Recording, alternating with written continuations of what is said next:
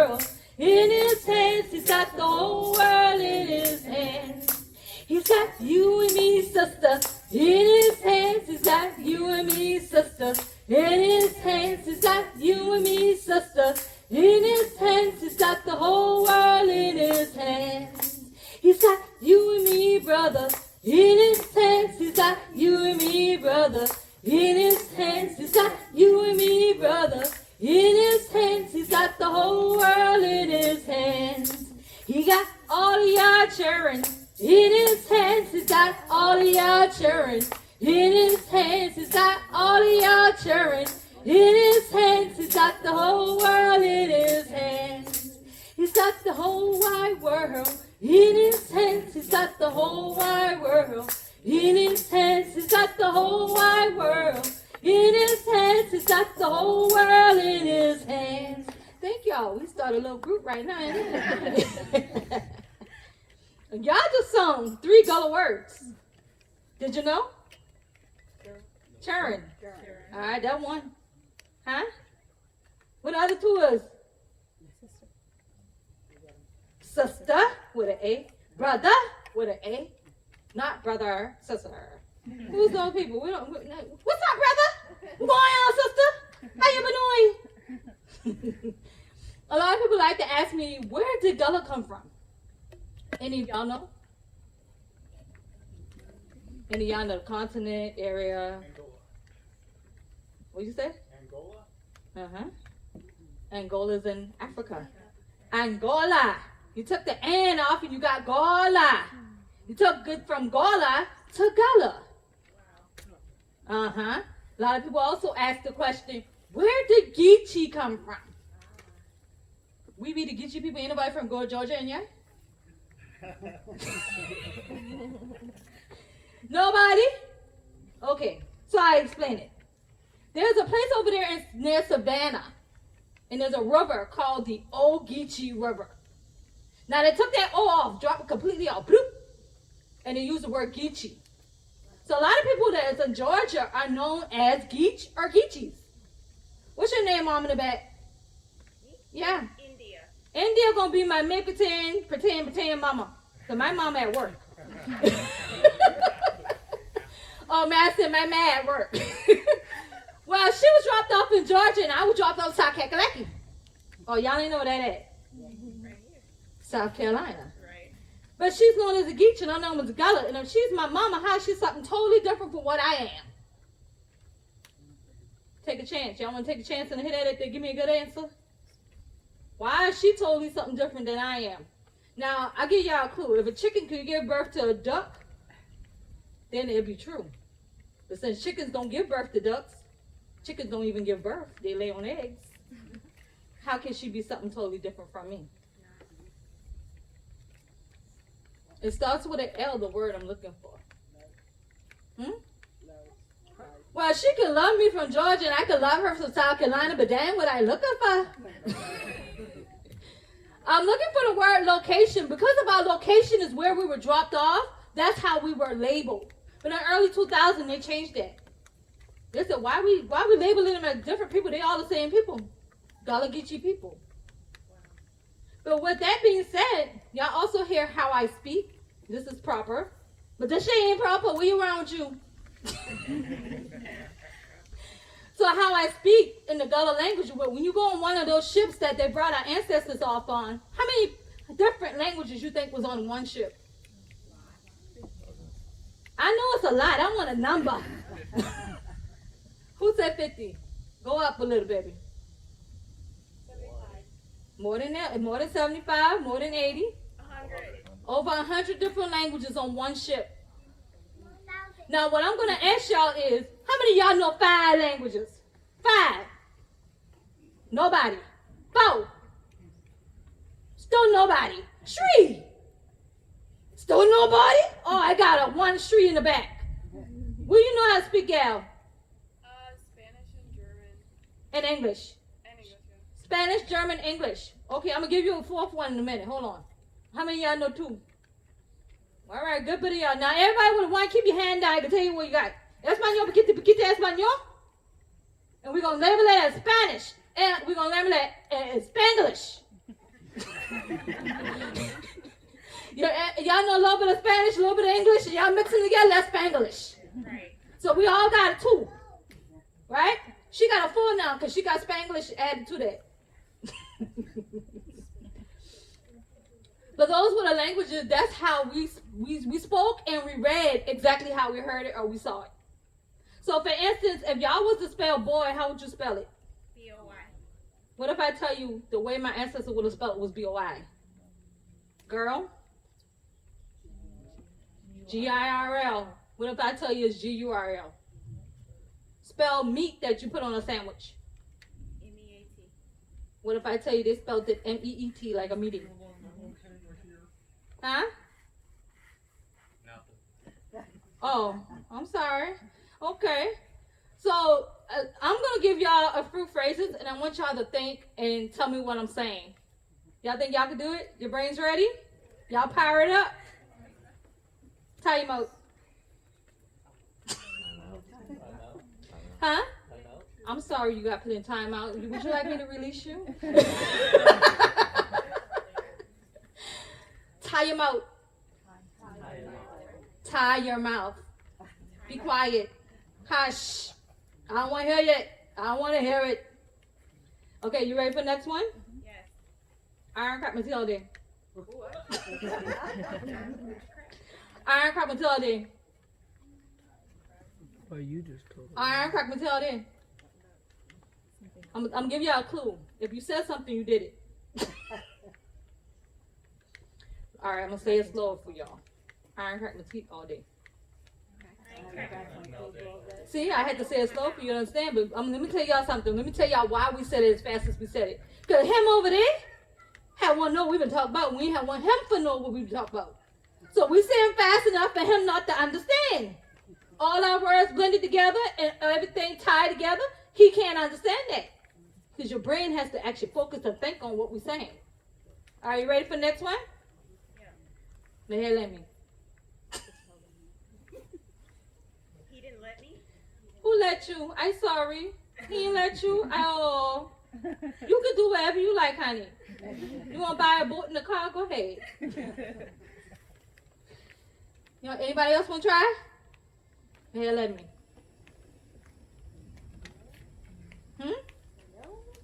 I'm so sorry she yelled at you. That's not very nice, is it? Okay, here's the answer. My head left me. That means I forgot. I got one more for you guys to think on. You ready? This is the last one. Are you, everybody ready? Yeah, alone. She said what with her eyes? Yeah, alone. Huh? I am never alone. I have all you guys to be my friends today. I am? I've been ready at 11:15. I ain't lying. I never lie. I tell the truth. I don't like liars. Y'all ready for the answer? Yes. E-I, long. That means a greedy person. When you make your eye long, y'all get it now? Don't make your eye long. Make your eye long. Okay, so I remember back in the day, y'all know anything about rum cake? You cook the cake, you soak the rum, right? So it's a drunken cake the next day. Well, my grandmama had this thing where she would give us a slice of it, just one slice. And once I'm finished with that one slice, I go back to my grandma. I said, Granny, can I get another slice? He said, don't make your eye long. You ain't get no more. That means do not make your eye long. You're not getting it anymore. When Granny shady eye and go and take a nap. When Granny wake up, I sleep. This little light of mine, I'm gonna let it shine. This little light of mine, I'm gonna let it shine. This little light of mine, I'm gonna let it shine. Let it shine, let it shine, let it shine. Everywhere I go, I'm gonna let it shine. Everywhere I go, I'm gonna let it shine. Everywhere I go, I'm gonna let it shine. Let it shine, let it shine, let it shine. Now, there's a lady. And her nickname is Moses. Y'all didn't tell me what yours? Harriet Tubman. Thank you. Harriet Tubman. Did y'all know that she helped release over 300 plus slaves? And she also was over here in a little place named Beaufort, South Carolina. They actually gave her a bridge named after her. But 300 plus slaves and two extra people that she rescued that been gonna stay on the plantation. Y'all know who them been? Y'all ain't know? I can tell y'all. The husband and the mistress, they ain't going nowhere with me. Yeah. But anyway, she helped a lot of the slaves get through the Underground Railroad. And back then, we did not have maps. We did not have physical paper maps or stone maps at that. We had quilts. And with our quilts, different patterns in the quilts. And this is not a typical log cabin that you would make, but this is a huge one. How about that? One big square. But they would make certain things like a log cabin pattern on the quilt. As you can tell, it goes all the way around the quilt. Now, certain ones of these lines would mean something, as in vegetable or water or different places to run through so that you can get through the Underground Railroad safely. Now, when they hang it out of a window a certain kind of way, it was telling you that this is a safe house. This is where you should go. Or it pointed to the next way you shall travel. Now,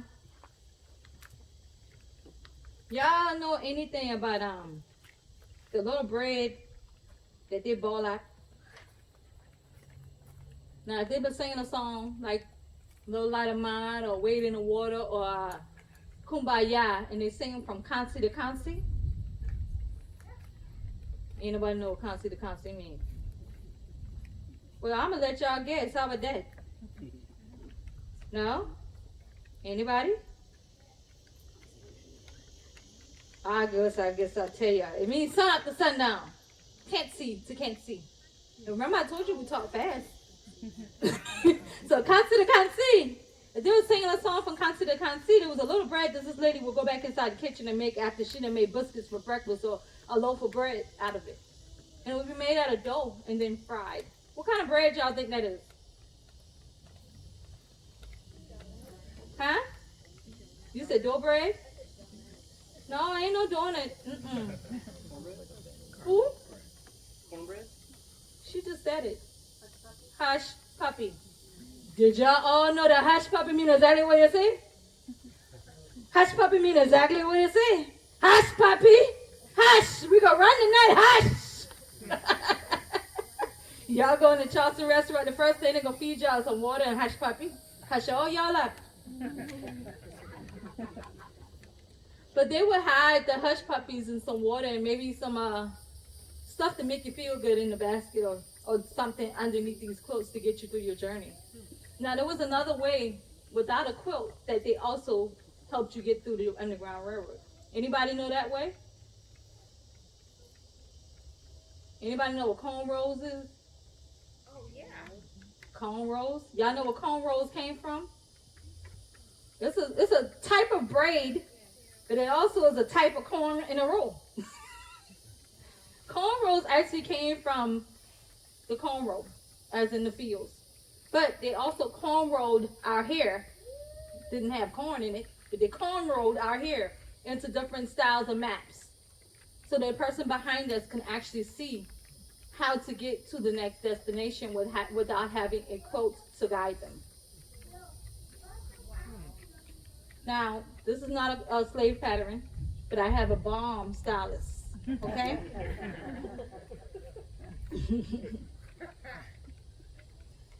Kumbaya, my Lord, kumbaya.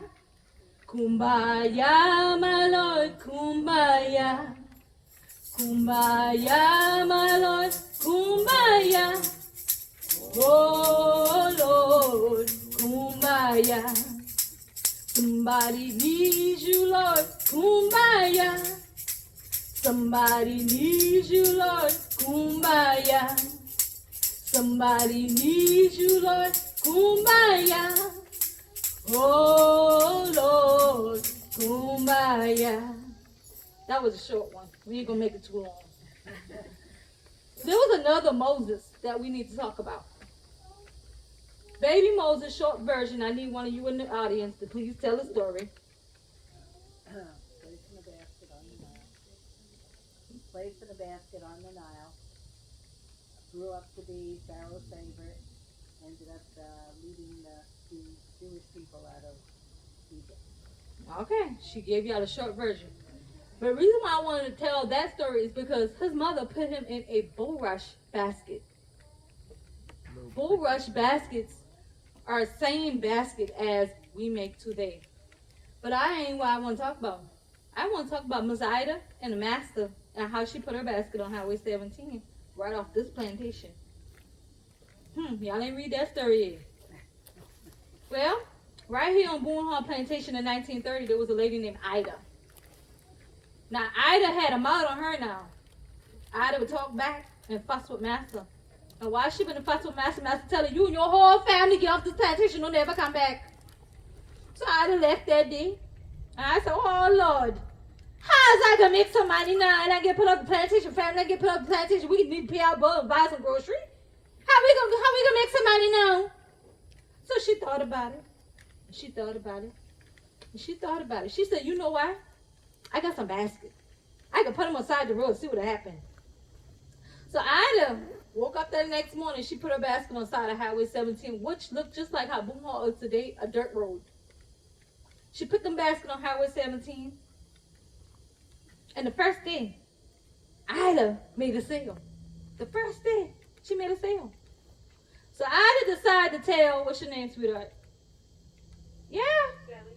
So Ida tells Shelly, yeah, Shelly, put my basket on Highway 17. If I sell and make money, what you gonna do?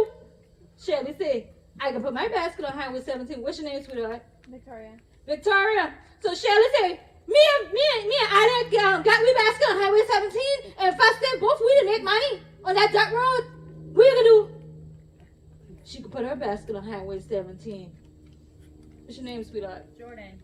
So they tell Jordan, it's a gal, Jordan. Me and them gal, we basket on Highway 17, and the first day them people stopping that dirt road to buy we basket.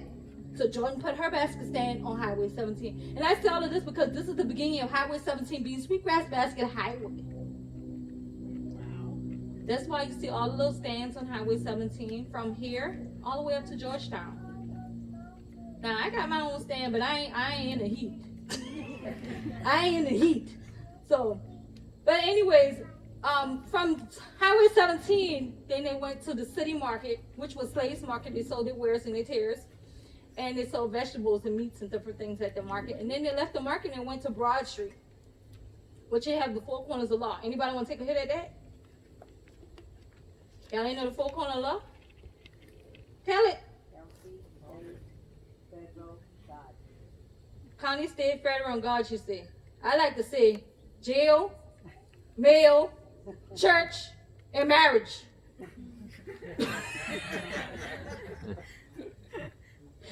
Well, there are 5 things here on Boone Hall Plantation that they were very wealthy for, and I want you to go ahead and name them out, and I'll tell you yes or no. Pecans. Cotton. Indigo, no rice, bricks. Pecans. You said pecans, I said pecans. One more thing. Nobody ever gets it until I tell you that your gluteus maximus is stuck to it. Lumber, timber.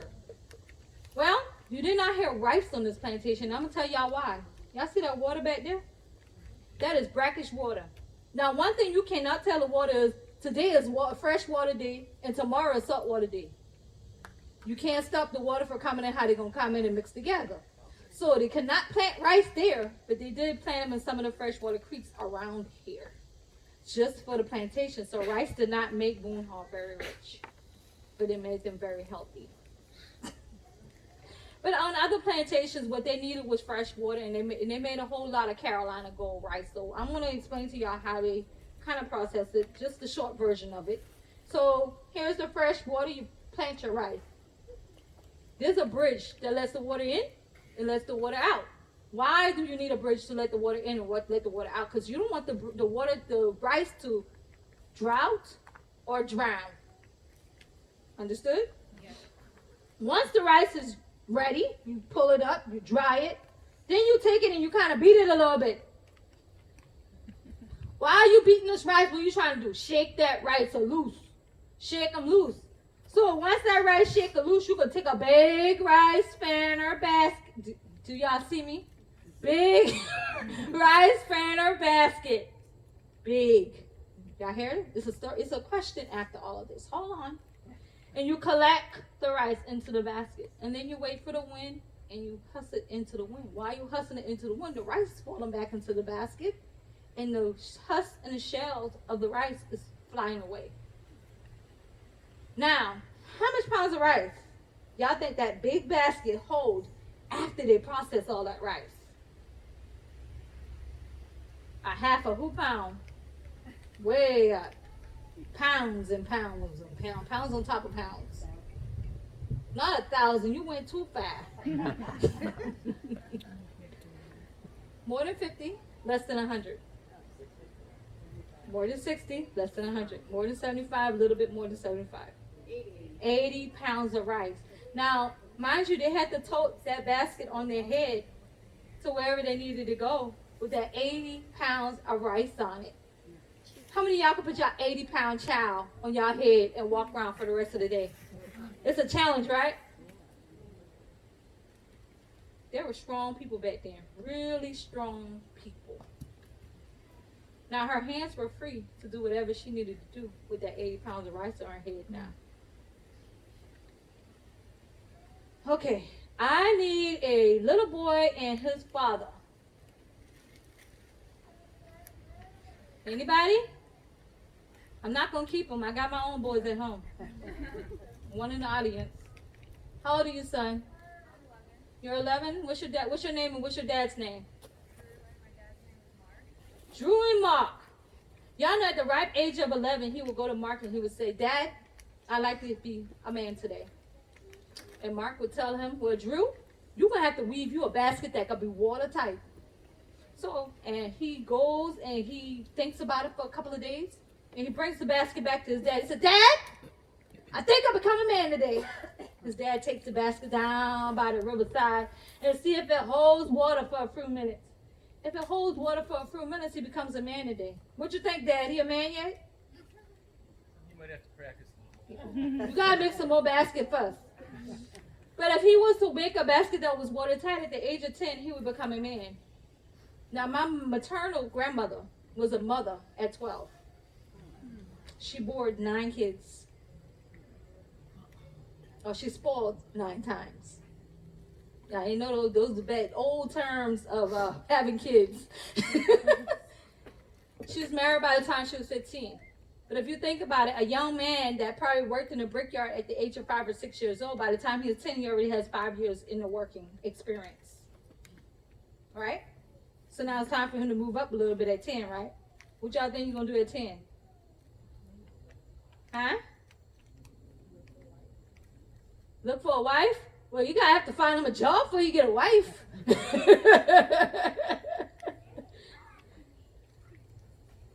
Nothing? Apprentice back then? Sure. Where you can print? Apprentice locksmith and apprentice everything. Yeah, but you know back then they just put them in there. There wasn't an apprenticeship. They just put you in there. If you could watch for a little while and you could learn real quickly, they drop you right on in the bunch. Well, I'm gonna leave this time for your time to ask me questions. It's called Ask Jennifer time. Any questions? I'm open. Don't be scared. If you got questions, go ahead and ask. Yes, sir. Nobody else, but I've heard it many times. How many would have lived in the house this size? How many kids you got, Jim? You only got one? You and your wife got to go back in the bedroom about 10, 11 more times. Yeah, y'all got to go in the bedroom about 10, 11 more times. Then y'all going to have to see where your mommy and daddy want to live at. So 10, 11 more children. 11 children plus your wife. That's 13 plus your mom and dad. That's about 15 to 20 kids, depending on how many kids you have. Now, my great-grandparents had 21 heads. They had a lot of loving to give. A lot. 21. And guess what? My family is spread in 5 different groups. 5 different groups. Because they lost their ways with all them children. And then as they got older, they did not keep up with the family. So I know where they at, though. See, you can't hide your last name, no matter if you're married. You can't hide your last name. So I know where they at. Do they know where I'm at? Maybe, maybe not. Any more questions? Where did they live? Oh, my grandparents? Out in the country. Now, this used to be country, but this ain't country no more. But we live out in the country, and I don't want to tell because people moving here. I live out in Geeche, South Carolina. Do we have property for sale? No. We are full capacity in South Carolina. Spell that. What? Huge. Huger. Huger, as you would pronounce it. But it's French, as in our African language, was mostly French. In all the countries in Africa? It's mostly French. Yeah.